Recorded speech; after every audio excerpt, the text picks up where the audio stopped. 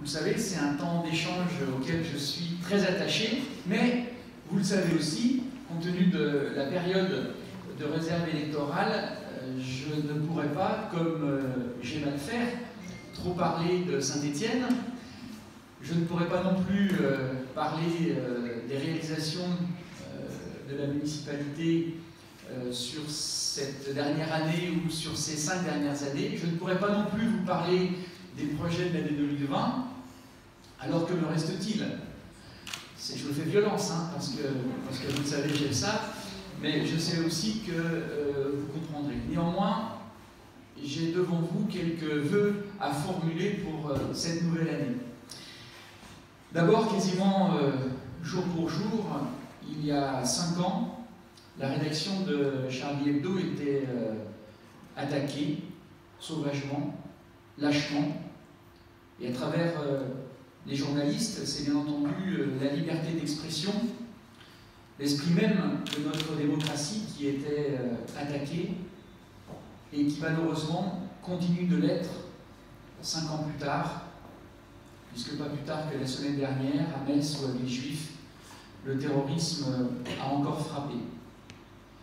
Et qu'il faut que nous ayons dans nos consciences le fait que ce risque demeure et que nous devons garder à l'esprit ce combat contre les fanatiques, contre ceux qui utilisent une des religions majeures pour véhiculer des idées de mort, alors même que c'est une religion de paix. Et que face à ces événements, nous devons plus que jamais rester unis,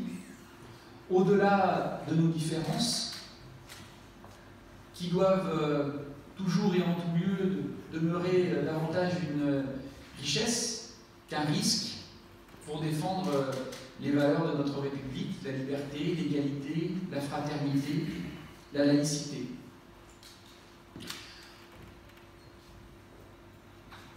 En 2019, d'après le bilan annuel de Reporters sans frontières, ce sont 49 journalistes qui ont été tués à travers le monde, y compris dans des pays démocratiques, parce qu'ils sont journalistes et parce qu'ils ont le courage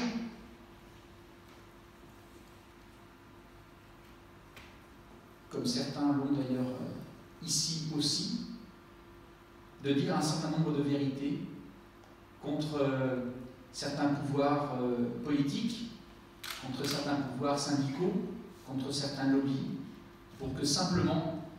la vérité, en toute objectivité, soit connue du plus grand nombre. 387 journalistes sont emprisonnés, 57 sont retenus en otage, et donc, puisque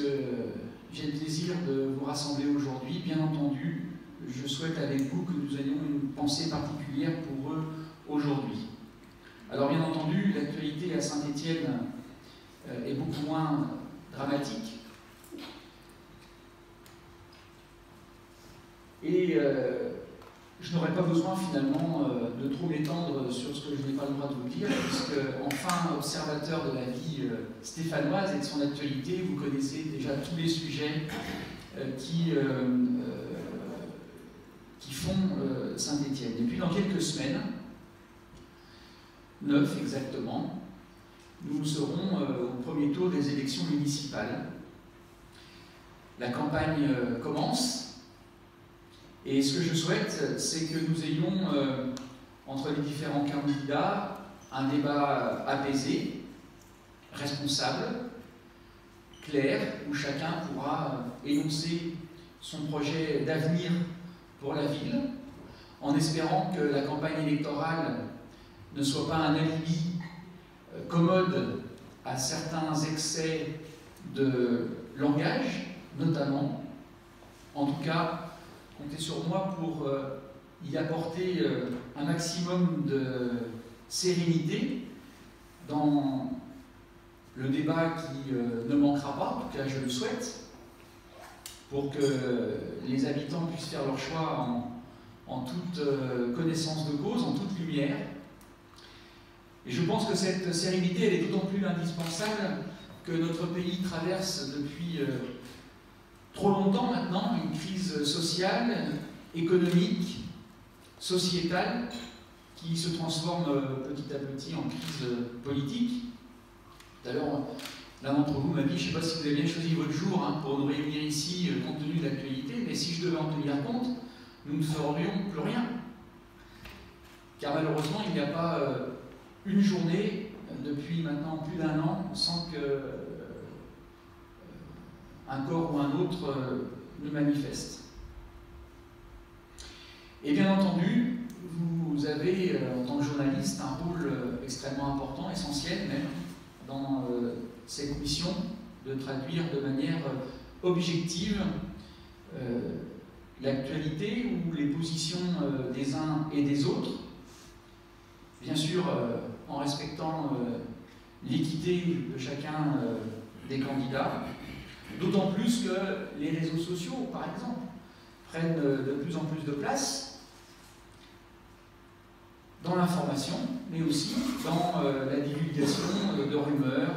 d'intox, de fausses informations, et que si